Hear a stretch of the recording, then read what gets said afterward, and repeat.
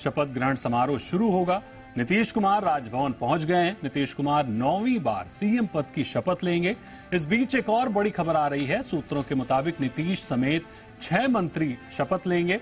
सम्राट Chaudhary, Vijay Sinha deputy CM होंगे। JDU के विजय चौधरी बनेंगे मंत्री। बीजेपी के प्रेम कुमार और जेडीयू के विजेंद्र यादव भी मंत्री बनेंगे।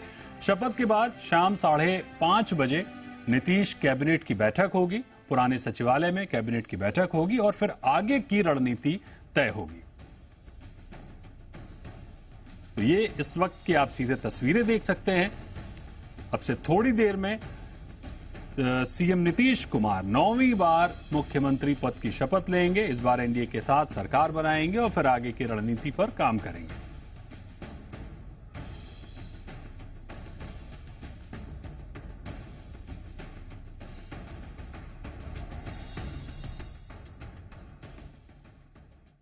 तो देखिए, आरोप प्रत्यारोप हो रहे हैं और इसी बीच तेजस्वी यादव ने क्या कुछ कहा है, सुनाते हैं आपको। लेकिन एक बात स्पष्ट रूप से मैं कह देना चाहता हूं कि अभी खेल शुरू हुई है, अभी खेल बाकी है और मैं जो कहता हूं वो करता हूं। और आप लिख के ले लीजिए, जनता दल यूनाइटेड जो पार्टी है 2024 में ही खत्म हो जाएगी, ये निश्चित रूप से लिख लीजिए। और अभी तो खेल शुरू हुआ है, खेल बाकी है। अभी इन लोग जो भी करें, लेकिन मेरा स्पष्ट रूप से मानना है कि जनता हमारे साथ है और हमारा साथ देगी। और हम तो भाजपा के लोगों को भी धन्यवाद देते हैं, शुभकामनाएं देते हैं। चलो, जनता दल यूनाइटेड को अपने साथ लिया। तो जैसा कि आप देख सकते हैं कि नीतीश कुमार 9वीं बार शपथ लेंगे और रिएक्शन उप मुख्यमंत्री जो रह चुके थे तेजस्वी यादव, उनका रिएक्शन था। खेला होना बाकी, अब खेला क्या होगा ये देखने वाली बात होगी।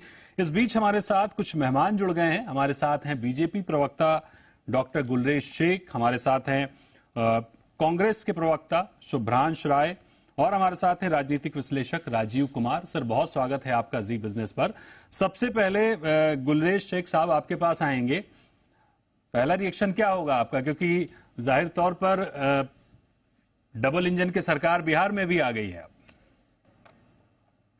सबसे पहले तो माननीय नीतीश जी को और उनके साथ उप मुख्यमंत्री और जो भी शपथ लेंगे उन सभी को शुभकामनाएं। और उनसे पहले बिहार वासियों को शुभकामनाएं कि उनको जंगल राज वाली पार्टी से, जंगल राज वाली सरकार से माननीय नीतीश कुमार जी ने निजात दिलाई। और आप कह सकते हैं कि आज नीतीश जी आपके साथ हैं इसलिए आप ये बातें बोल रहे हैं। तो आप फाइल उठा के देख लीजिए, मैंने टेलीविजन पर जिस दिन इनका गठबंधन आरजेडी के साथ बना था उसी दिन ये बात कही थी कि हम बहुत याद आएंगे इनको, क्योंकि हमने बेशक नीतीश जी के कार्यकाल में उनके नेतृत्व में बिहार जंगल राज से बाहर हुआ था, लेकिन उसमें बहुत बड़ा योगदान भारतीय जनता पार्टी का था, हमारे नेतृत्व का था, बिहार के राष्ट्रीय नेतृत्व का था। और उसी को ये मिस करेगी। उन्होंने मिस किया क्योंकि उन्होंने देखा किस प्रकार से माननीय लालू जी और उनके सुपुत्र कैसे उन पर प्रेशर बना रहे थे, चाहे डीएम के तबादले पोस्टिंग हो, चाहे एसपीआईजी के तबादले पोस्टिंग हो, जितनी भी पावर की जगहें होती हैं वहां जंगल राज वाले लोगों को लाने की कोशिश, बचाने की कोशिश कर रहे थे। और नीतीश जी को मैं अच्छी तरह से समझता हूं और जानता हूं। नीतीश जी एक ऐसे व्यक्ति हैं, कम से कम बिहार की तस्वीर जो बदली उनके कार्यकाल में, अपनी आंखों के सामने उसको खराब होते नहीं देख सकते। इसीलिए मुझे लगता है उन्होंने ये निर्णय लिया। को याद करेंगे, शायद उतना ही याद आप भी उनको कर रहे थे, तभी शायद दोबारा फिर एक साथ आप एक होते हुए दिखे हैं। और ये आप देख सकते हैं सीधी तस्वीरें आ रही हैं 9वीं बार सीएम नीतीश कुमार शपथ लेते हुए मुख्यमंत्री पद की।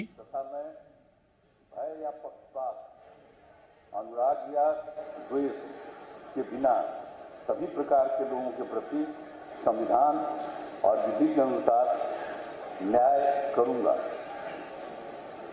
मैं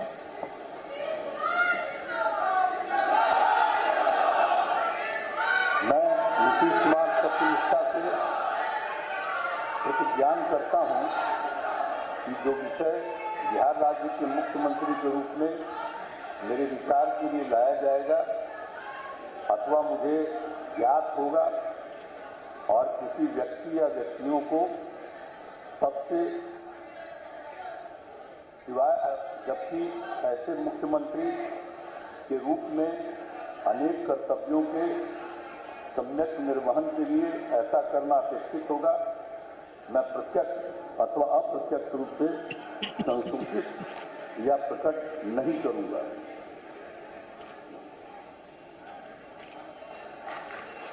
शपथ पूरी हुई और आधिकारिक रूप से अब नीतीश कुमार 9वीं बार मुख्यमंत्री पद की उन्होंने शपथ ले ली है। गुलेश जी, मेरा सवाल आपसे ये हो रहा था कि जितना याद नीतीश जी ने आपको किया होगा उतना ही याद आपने भी उनको किया होगा। बिहार में नीतीश आपके लिए कितनी बड़ी जरूरत बन गए हैं? क्योंकि अभी हाल ही में जब एनडीए से वो अलग हुए थे उसके बाद काफी मनमुटाव भी हुआ और आज फिर आप उनके साथ एक हैं, तो कितनी बड़ी जरूरत है आपके लिए वो बिहार में?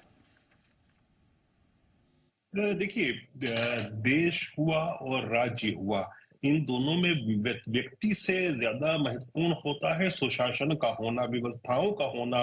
तो अच्छी व्यवस्थाएं और सुशासन जरूरी था और इसके लिए हमको जरूरी था कि आरजेडी जैसी जो गुंडा राज की पार्टी है, जो जंगल राज की पार्टी है, जो क्रिमिनल्स जिसके अंदर भरे पड़े हुए हैं, हमने हर तरह की चीजें देखी है आरजेडी के शासनकाल में, भ्रष्टाचार से लेकर उन्माद से लेकर वसूली से लेकर अपहरण, इस प्रकार की पार्टी को सत्ता के जो केंद्र है उससे बाहर किया जाए। ये जरूरत नीतीश की नहीं, ये जरूरत बिहार की थी कि बिहार को हमको अच्छा, हमने एक देश के एक अच्छे राज्यों में शुमार किया है जहां पर क्राइम कम हुआ है, जहां बेटियों की इज्जतें महफूज हुई हैं, उसको वापस खराब नहीं होने दे सकते थे, इसलिए जरूरी थे नीतीश। बिल्कुल बिल्कुल। अगला सवाल जो है वो राजीव कुमार जी मैं आपसे लेना चाहती हूँ। दिन भर से हम देख रहे हैं घटनाक्रम किस तरीके से बदलता जा रहा है, पिछले 3 दिनों से किस तरीके से राजनीतिक हलचल जो है वो बढ़ गई है, हमने सबने देखा है। मेरा सवाल ये है आपसे कि इस पूरे कहानी को देखते हुए, इस पूरे कथा को देखते हुए आप कैसे देख रहे हैं इसको? साथ ही इसका लेखक कौन है हीरो? क्या कुछ समझ पा रहे हैं आप? देखिए, मैं अपनी बात शुरू करूंगा एक पहलू बताकर कि बिहार की जनता राजनीतिक सुचिता दोनों को अलग रखकर चर्चा की जाए। इस पूरी पथकथा में तीनों ही दल फायदे में है। कुछ बीजेपी और जेडीयू तात्कालिक लाभ लेने वाले हैं 2024 के चुनाव में, और तेजस्वी के पास भी मौका है। ऐसा नहीं कि तेजस्वी का सिर्फ नुकसान ही नुकसान है। तेजस्वी के पास अब मौका मिल गया है। जातीय गणना के बाद पहला चुनाव होने जा रहा है 2024 का लोकसभा चुनाव, और अगर बिहार की राजनीति पूरी तरह से जाति आधारित है, चाहे कोई कितना भी दावा कर ले, भ्रष्टाचार मुद्दा कोई मुद्दा नहीं होता है। यहाँ जाति ही एक मुद्दा है।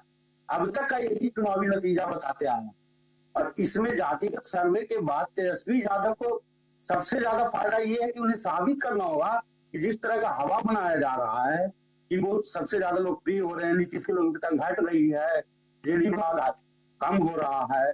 वास्तविकता भी यही है कि जेडीयू का आधार कम हो रहा, लेकिन फिर भी नीतीश कुमार 9वीं बार शपथ लिए। लोकसभा चुनाव में पक्का है कि जेडीयू को फायदा होगा, बीजेपी को फायदा होगा, और उससे भी ज्यादा फायदा एनडीए को होगा। सबसे ज्यादा आशंका थी कि बिहार ही एक ऐसा स्टेट है जहां एनडीए को सबसे ज्यादा नुकसान की आशंका थी। हर राज्य का गणित 2019 जैसा एनडीए सेटल करने जा रही थी, लेकिन बिहार नहीं हो पा रहा। नीतीश के आते ही वो आशंका, वो नुकसान की संभावना बहुत कम हो गई। बीजेपी की सीटें बढ़ेंगी कि नहीं बढ़ेंगी, जेडीयू की सीटें बढ़ेंगी नहीं बढ़ेगी, चुनाव के बाद पता चलेगा।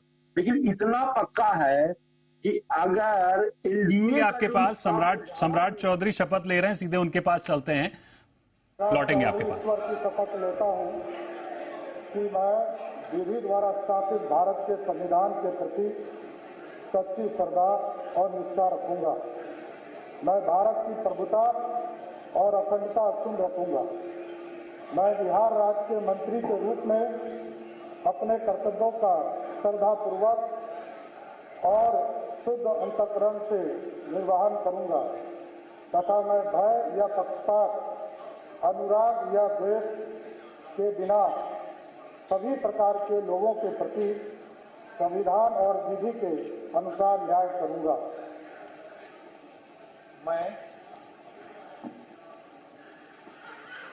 मैं सम्राट चौधरी ईश्वर की शपथ लेता हूं कि जो विषय बिहार राज्य के